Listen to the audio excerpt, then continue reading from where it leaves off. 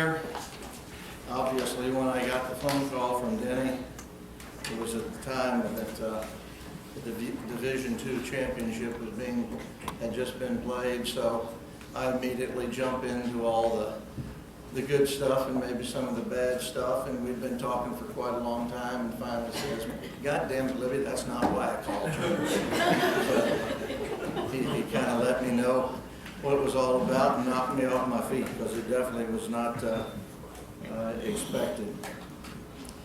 Well, I'm Ken Libby, and I'm from Moberly, Missouri, and I definitely would not be here if it not be for being raised in Moberly, Missouri. You may want to know why that is, but definitely when you talk about Moberly and the tradition that it has, basketball somehow kind of rolls into the picture. And I was very, very lucky to be a part of that, to be drawn into it. First of all, I'd like to congratulate all the nominees and thank Denny Hunt and Ryan Shaw for their recognition of my experiences. It means very much to me.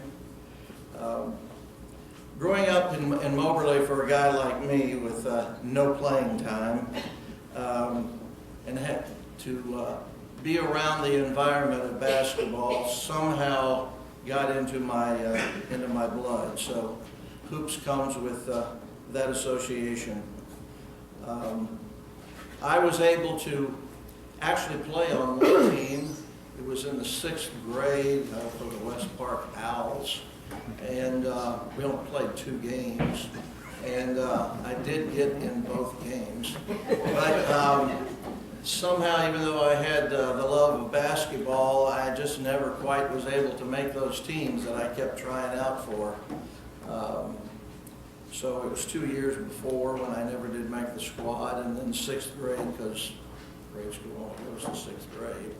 And then after that, but somehow I still wanted to stay around it. So my only way of doing so, since I wasn't going to be a player, and I definitely wasn't going to grow, and I was pretty thin at the time also, but was to get involved in being a Kramer student trainer. And because of that, I got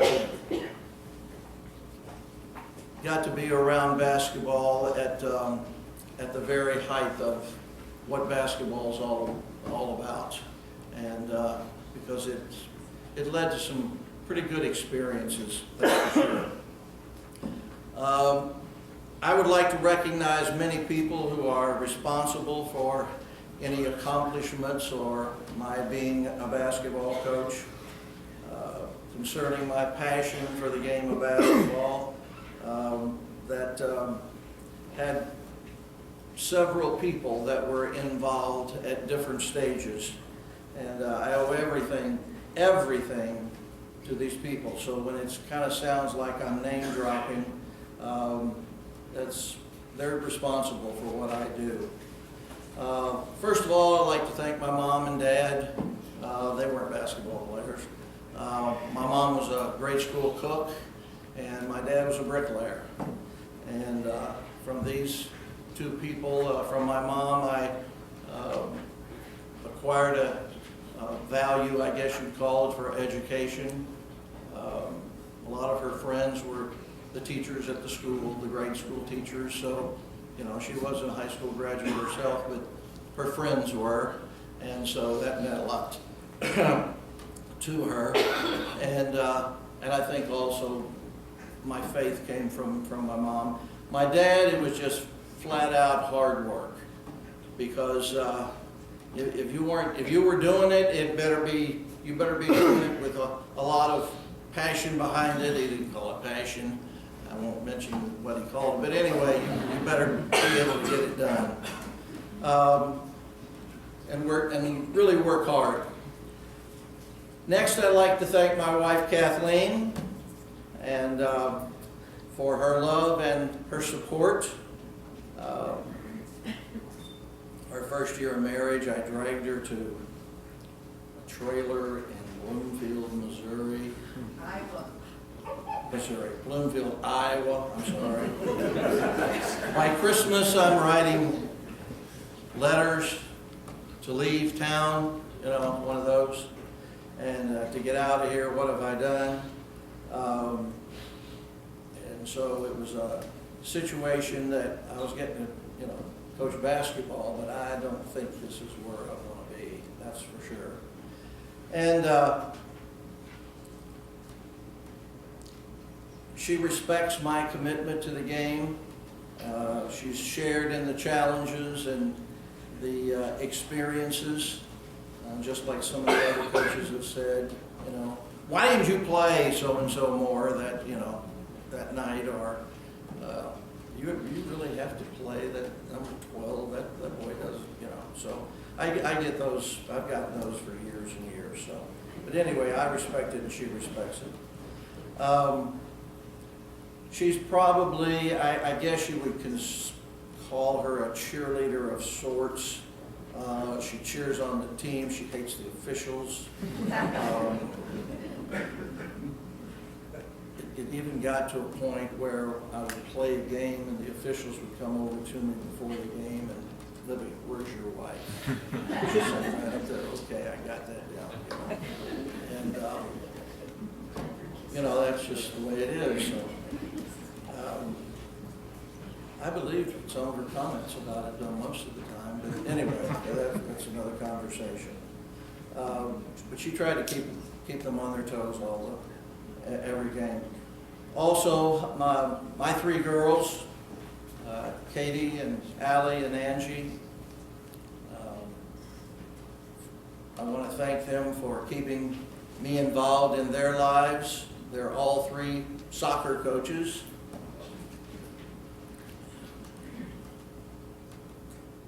And, you know, they're very involved in what I'm doing as well. And we've had some very good moments as they have participated in college athletics and high school and college athletics. And it makes me feel good that they have that identification, I think, with the vocation that Dad has chosen. I'm very lucky to have many people to teach me the skills of coaching basketball.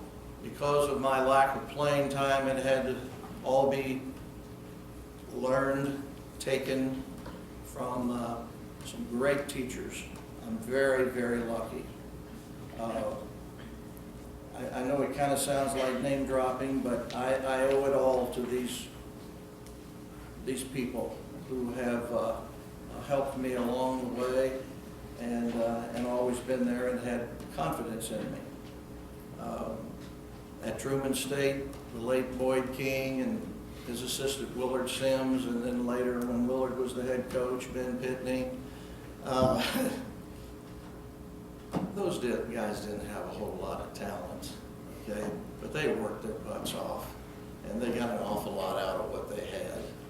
And I learned so much from sometimes the way it shouldn't be, realizing I don't want it to be this way. And I don't want to make that in a negative light, but they were teaching, even though the great things weren't happening and we were winning, you know, college championships and whatever. And I remember one game we're down here playing at Southwest Missouri State, and they had this big guy, Lou Shepard, and we had kind of somehow beat them up at our place. And I don't think they thought they got a fair shake at it. But anyway, Coach Thomas must have mentioned that to them so they wouldn't forget. But I remember the first play of the game after the tip-off. We got the tip-off somehow, and we went to go down to score. And this guy named Lou Shepard goes up, looking down into the hoop, and knocks the ball over. I'm sitting, of course, on the sideline as the athletic trainer, and the ball hits the wall of the old gym right over my head. And knowing that their talent is a whole lot better than ours, and we've probably pissed them off a little bit. We kept it under 40, I think, that night. But anyway, those guys worked really, really hard. Kind of my first influence, I guess, of a coach was, I was in the 4th grade, I guess, and we had, the junior college coach was a man by the name of Maury John, who later, he won national championships in junior college, and that's why he was in town. He coached at the junior college at the time, and then went on to Drake and Iowa State and whatever. And my dad he was building a new house, and my dad was, as a bricklayer, was building him a fireplace. And so on the Saturday morning when they were kind of showing my dad what he wanted, I went with him, and you know, here's Coach John, which really didn't mean anything to me at the time, but anyway, seemed like a nice man. And so then a few days later, he comes around to all the grade schools, and he comes to West Park, and all the 4th through 7th grade, 7th grade went with us then, come to the, all the 4th through 7th grade boys go to the gym. And Coach Maury John, the Greyhound coach, is going to talk to you about basketball. Oh, that sounds pretty interesting. So here's all the boys, of course, the 7th graders, the 6th, you know, I'm a 4th grader way in the back, you know, anyway. And we're all lined up around the basket, and he talks a little bit, and he's got a basketball, and he says, well, I'm going to show you some things about how to shoot a basketball, but I need one of you. Well, they're all raising their hand, and the 7th grade guys, you know, we had Amelius Erickson as a 7th grader. He's, you know, looked like he was 43 years old, but anyway. And he goes, well, I know you over there. I'm in the back, and he calls me up. Well, see, he remembered me from being there, you know, with my dad. So I got to go up there. Well, you know, I was even more nervous than I am right now. And so he gives me the basketball, puts it in my hand, and he's teaching everybody how to shoot the basketball.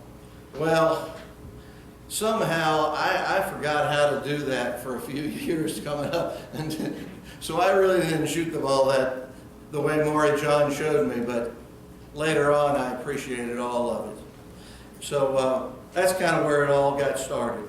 But I'd like to recognize some other people who had an effect on me being a coach, since I had to steal everything from everybody else and not very many personal experiences from playing, and that's Coach Stewart and Coach Filbert. It's already been said. I mean,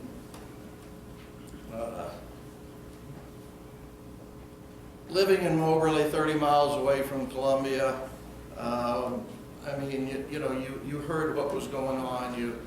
I got the chance to go to games and you know, from the very beginning, and Coach Stewart, the very first year that he was at Mizzou, took a couple of our players from the Greyhounds and all of that kind of stuff, and then meeting Coach Filbert and all of the things that came from those two men demonstrated what to do and how to get it done with dignity. And then there are a couple of coaches along the way that they were opposing coaches to me as a coach, and I learned so much from them. One is when I was the head coach at Christian Brothers University in Memphis. Don Meyer, which the coaches will know who that is. Don Meyer was the coach at Lipscomb. This guy had the videos and had the books and had the clinics and the camps and all of this. Well, somehow he and I just kind of hooked up as being, you know, friends, and so I got a lot of experiences there. And if you know anything about Don Meyer, I even went to Captain D's to eat lunch with him, so that, you know, the coaches will, if they know about Don Meyer, they know that was a big time. But I learned so much from that guy as an opposing coach.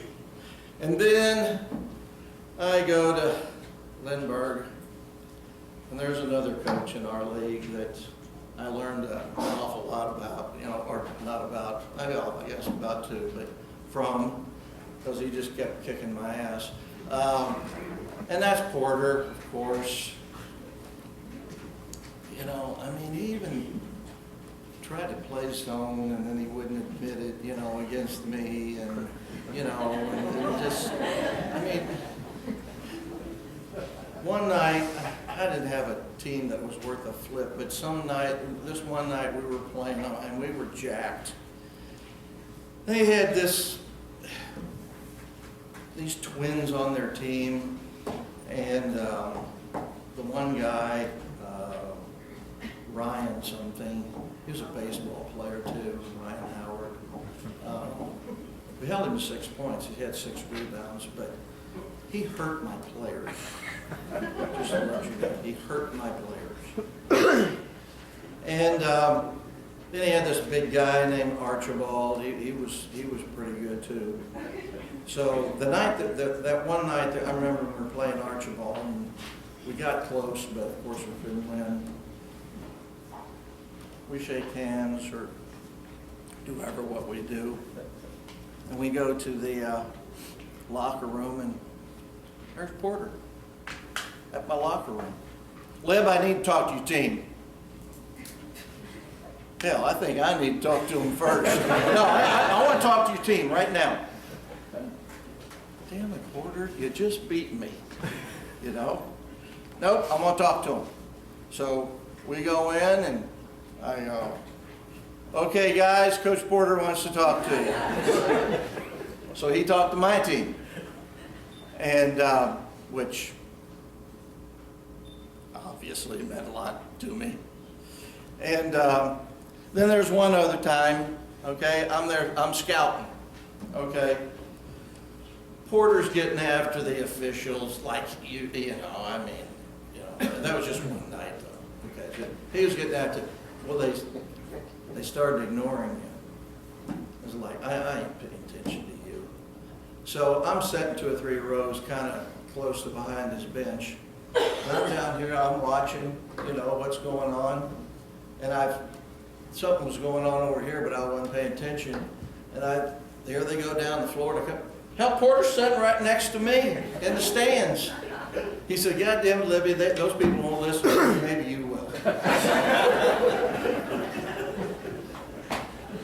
Okay, I got to have something to learn from that, right? So, anyway.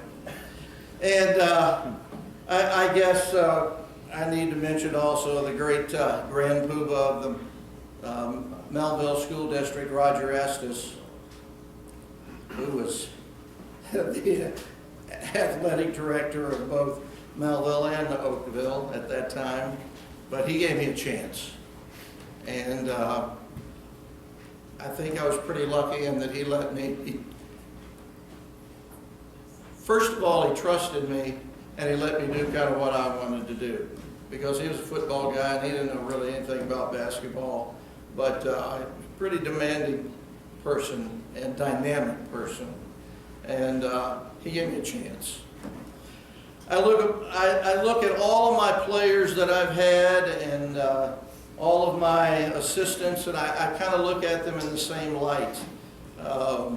Very proud, very privileged, as a father would be of his offspring. Because I've had some very successful help along the way. And help being a player for me, and helping me coach. I've had an awful lot of them become professionals. I'm not talking about professional in the NBA, but professional in that in their chosen professions. I've had several of them be doctors, and there's a couple of politicians in there. They sure they didn't do much, but anyway, politicians, obviously teachers, and there's a bunch of them that are coaches. They coach both boys or girls or both or whatever. Policemen, okay? I got several of those. I've had like 7 or 8 school administrators. I don't know if I taught them very well at all, but anyway, they went on into administration. I think they realized that the paycheck that I was able to, working for me was not as good as the paycheck that they could get being an administrator. But quite a few of those. and a lot of others that are very successful in their line of business and their vocation. I've been very lucky in the assistants that I've been able to find over the years, and this again is kind of a name dropping, but from my days at Melville High School, Steve Sandbothe, that last name there epitomizes the basketball name, family name in the state of Missouri. At that same time that Steve was my assistant, and he was right out of college, out of Benedictine, then his two sisters ended up playing for Missouri, and his brother ended up playing for Missouri, and so he brought up a wealth of knowledge of the game to, I guess, kind of formulate, what our philosophy was going to be. A guy by the name of Steve Dent, who was originally from Moberly, Missouri. He was an athletic trainer for the Kansas City Chiefs. He followed me as athletic trainer of the Greyhounds. And he comes, I call him up, my first job, that job up in Iowa and Davis County, and, come on up here. They got a chemistry teaching job, or biology, I think it was, and you can coach, and, so he picks up his trailer or hooks up his trailer, his mobile home, and they pull it up to Bloomfield, Iowa from Kansas City, and he and his wife and baby, and he's my assistant. And then at the end of the school year, I left him, and 40 years later, he's still up there. And a very, very successful coach at Davis County, and coached a number of sports. Then, of course, Jay Blossom, who's the head coach at Webster, at Webster Groves. He's been, won the state championship. He's one of the best coaches anywhere in the state.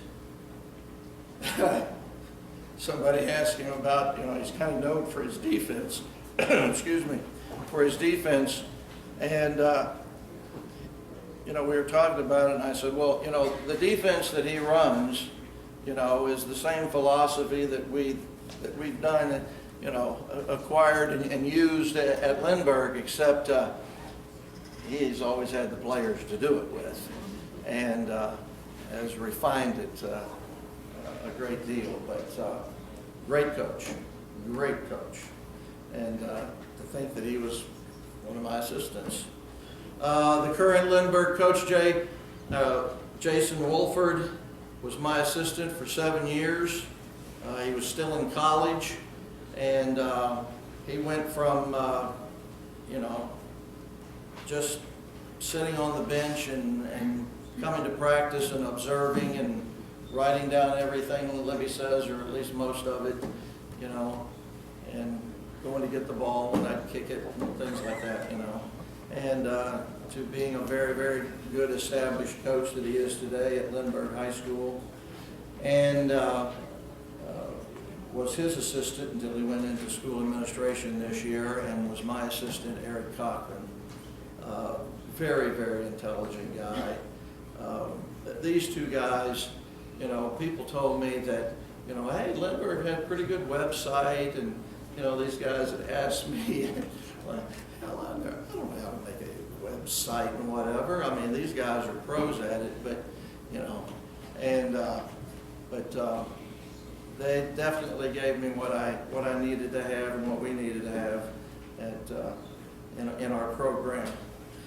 And my philosophy of the sport and the athletics is molded from, as I said, what I've been able to learn from others, the discipline, the team planning, program building, all of those kinds of things. I hope shows that it's a carefully coached basketball team, and you know, the challenges and experiences that I've had from travel to, you know, the people that I've met, my fellow coaches. I mean, they're my best friends. And each and every one of them have something that I have gained so I can be a coach. Now, I've left out 4 people. And these are the last 4 that I want to share with you because they're the real, all of these others were just kind of helped it out. But these 4 are the core. And I've been very, very lucky there. But I've had 4 coaches that are here in this Hall of Fame. A couple of them on this side, a couple of them over there in the big boy place.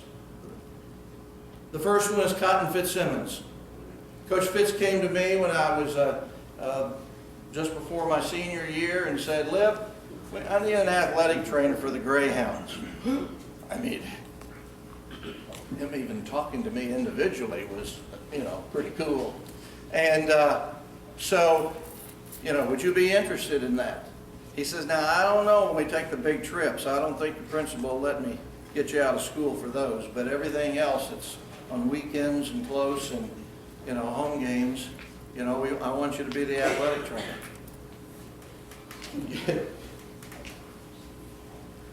I didn't want to be an athletic trainer for my career. I wanted to be a basketball coach.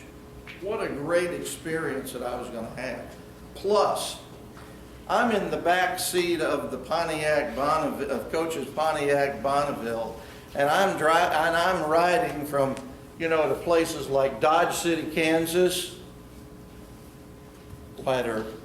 and to New York, and a lot of places in between, all over Iowa and Missouri and Kansas, in between Bernie Copeland from Inkster, Michigan, and Harrison Stepter from St. Louis, Missouri.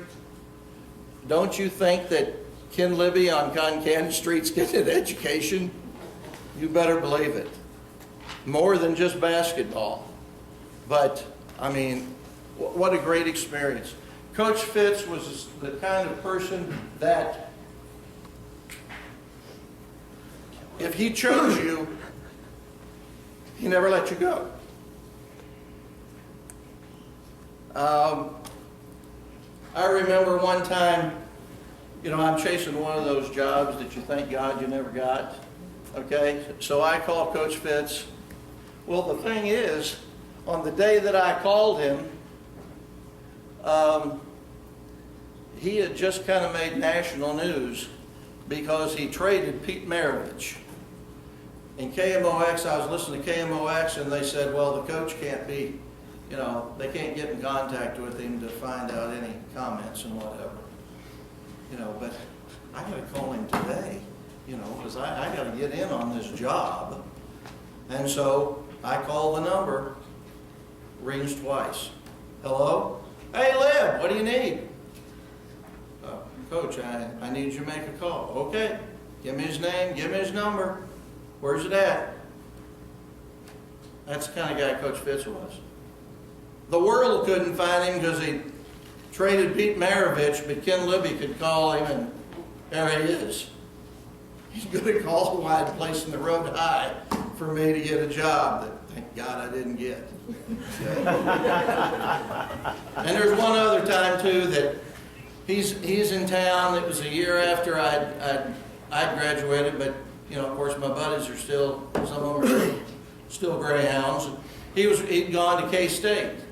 And so there's a couple of them he's recruiting. So he's in town, and me and one of them happened to be walking down Reed Street in Moberly, and Coach Fitz pulls in town. His wife's in the car, and Gary's son's in the back, and he stops on Reed Street and honks the horn. We look over, and, hey, Coach, you know. And he said, yeah, he says, hey, Rick, I'm going to be meeting with you here in about an hour or so. You're going to be there, right? Yeah, oh yeah, Coach. And he goes, Lib, I think you need to find a barbershop, don't you? Thanks, Coach. Okay. That's the kind of guy he was. And he was always like that. And that's, you know, when he coached in the NBA, he coached all kinds of teams. He ended up with the Phoenix Suns. But Scott Wedman, who was one of his great players, I think he played for him at the Kings and maybe somewhere else too, and he's a coach in the NBA. When he passed a couple of years ago, Scott Wedman wrote an article about Coach Fitz. Hell, I thought Scott Wedman must have been on my team. The things he was writing about this man was exactly the same Cotton Fitzsimmons that I knew from my teams that I was on. So, I learned an awful lot of things. Definitely, he was a father figure, and he's the reason that quite a few of us are basketball coaches. Next is Charlie Spoonhour. Everybody knows Spoonie. I had the great privilege of helping him one year at Mowbray Junior College. I learned about people from Charlie. Charlie knew people. And all the people thought they knew Charlie, but, you know, Charlie knew people. And I learned how to kind of have a plan and a philosophy, you know, that Mr. Iba is the king and always will be. And you know, I think he taught me also that, as he always kept saying, you know, good things happen to good people. If you're good, they'll be good back to you. And his way of coaching was definitely a little bit different, you know, where you might, you know, a guy's having a bad game or he's done something wrong, you know, and you might just want to jump his butt, and Spoonie just said, boy, you stink. Well, somehow that just got into him. He could get into people so easily without tearing them down first. So, Charlie Spoonhour. Number 3 is David Luce, who's the head coach and athletic director at Austin Peay University.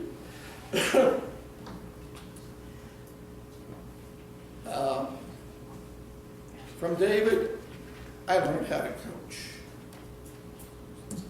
I learned how to teach basketball, how to scout. I learned how to be a best friend. I learned how to be a brother. I learned how to try to outwork the opposition. And you know, each step of the way, it just improved it a little bit more and a little bit more. And number 4 is the guy who I work for now, Randy Albright. A wealth of knowledge of the game and experience. And, you know, when we talked, I was the head coach at Lindbergh, and I think you could say we had kind of turned the corner there maybe, but it took a while. You don't go to Lindbergh to win games, to get wins on your, you know, on the left column, but you have some great boys and some great experiences. But anyway, Randy and I talked, and he said, you know, it was an opportunity to be his assistant. And I really wasn't ready to be able to retire, so, you know, he could work it out that I come and help him at Merrimack, and then a couple of years, and if I could just teach at Lindbergh for the last 2 years, and then, you know, be helping him. And it was, I've definitely never regretted it. They've since moved us to the park, but that's a little bit different. But working for Randy, he just puts everything together. I mean, he's so intelligent of the game, of how it's played, and how it's refined to every detail, and then the cooperation and sharing of responsibility that he has given me. You know, the big boys are mine, and we're in the game and the big boy needs to come out, it's, you know, that's Libby's decision to take him out. And the defense is mine. Now, we've definitely maneuvered it a lot more, and I've learned a lot about playing the Z word, but still, the being responsible for the defense, he's given me that responsibility. And just plain knowledge of the game of basketball.